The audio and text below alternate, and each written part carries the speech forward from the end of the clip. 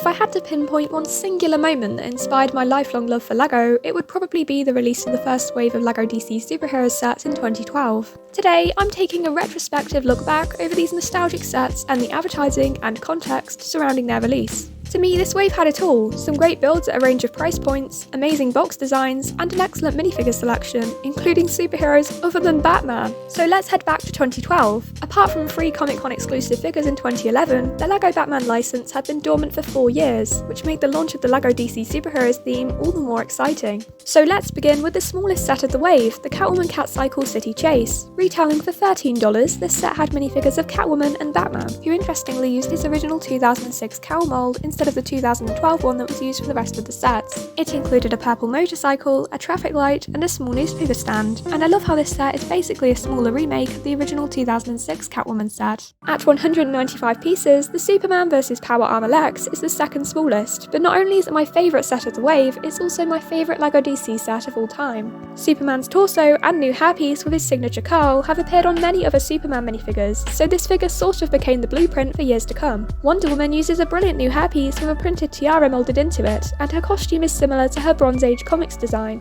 This figure also appeared in a 2015 LEGO Dimensions pack. Lex Luthor looks great, and this is one of the only times that he's been in a suit instead of green armour. He can be seated inside the mech, which is a great build with points of articulation at the arms, legs, waist, and as well as at each individual finger. The right hand has a built-in gun, and I love the use of transparent green pieces across the set, which presumably depict kryptonite.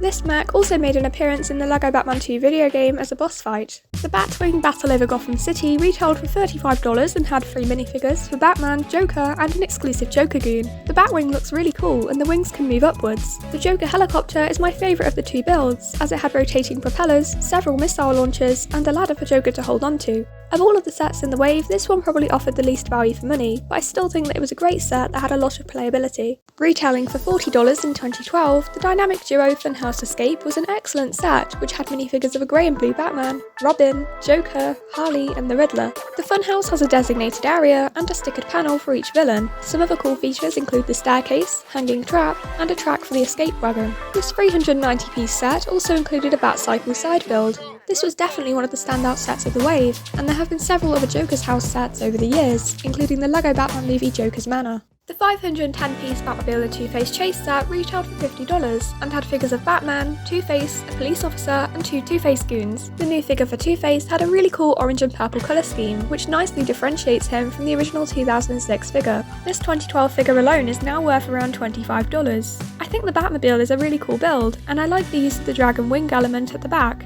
The Two-Face monster truck matches the colours of the figure and has some cool stickered road patterns and a hook to rob the bank, which is a cool side build in itself. I think that this is a great set, and I always love seeing the inclusion of henchmen minifigures. The largest set of the wave, the 669-piece Batcave set, retailed for $70 in 2012. Even 13 years on, this is still one of my dream LEGO sets to own. It's slightly more simplistic than many other Batcave sets, but I love how affordable it was back in the day. It's made up of 2 main builds, which are attached by a bridge. On the left side, the driveway has some cool sliding doors, whilst the upper story has a great selection of stickered computer monitors. The weapons wall is cool too, but my favourite feature of the set is the epic transformation play feature, which swaps out the Bruce Wayne minifigure for the Batman one.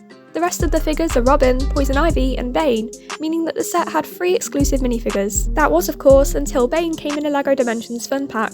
As for side builds, there's a Batcycle, a Bane drill vehicle, and a detachable holding cell for Ivy.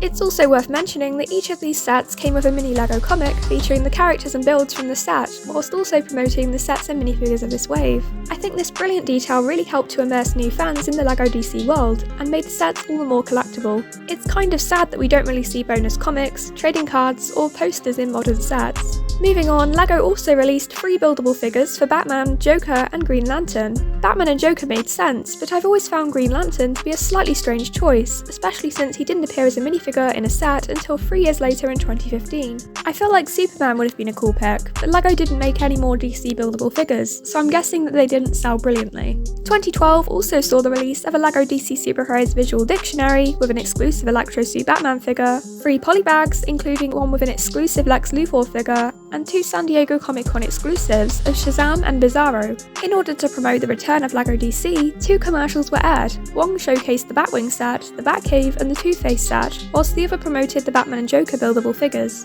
Considering the absolute lack of LEGO DC sets in recent years, it's been really nostalgic to take a look back on a wave that offered so much variety, and I'm hopeful that LEGO DC will return at this standard again someday. Please leave a like if you enjoyed the video, and let me know your favourite set of the wave in the comments below, and as always, thank you so much for watching, have a great day, bye!